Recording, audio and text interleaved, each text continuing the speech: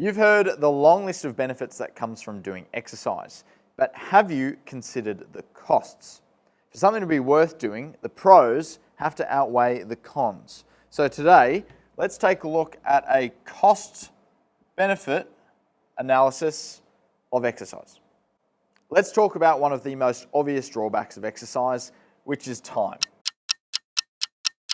Now, the guidelines recommend doing 2.5 hours of exercise each week, which works out to be about 30 minutes of exercise on most days. Now, that pales in comparison to the average amount of time that Australians spend watching TV each week, which is about 9 hours.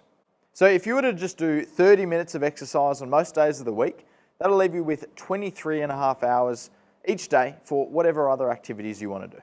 One of the other big drawbacks of exercise is the energy that we expend to complete that exercise. In the short term, particularly if you're not very fit, exercise can leave you fatigued for your other activities during the day. But over a long time frame, exercise can make you fitter and stronger, and you'll actually feel like you've got more energy to handle all your daily tasks. One of the other drawbacks of exercise that a lot of people think of when it comes to exercise is the injury risk. Now, it's true to say that everything in life carries some sort of injury risk.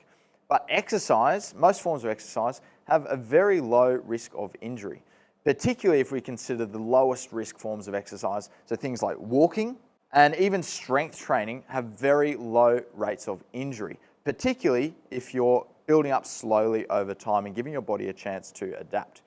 And in fact, as we get fitter and stronger in the longer term, that actually reduces our risk of injury, so you're better off. Now, if you want guidance and structure with your exercise, that often comes with a financial cost.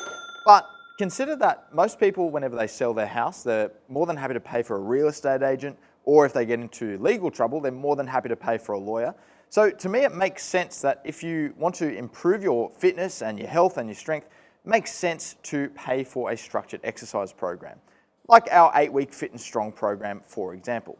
But that's not to say that all exercise comes with a cost. Last time I checked, walking was free, and we even have some free workouts on our website. So yes, whenever we perform exercise, it takes time, it takes energy, there is an injury risk, albeit quite low, and there can be a financial cost as well. But let's consider the alternative. What are the costs of not exercising? If you're sedentary, you can expect decreased life expectancy, increased risk of some cancers, reduced muscle mass and bone density, increased risk of falls, higher rates of anxiety and depression, increased risk of heart disease, reduced independence in your older age, higher financial costs due to surgery and more health professional visits, and less energy to commit towards daily tasks. So when you consider the limited costs to exercise compared to the costs of not exercising, I think it's really a no-brainer.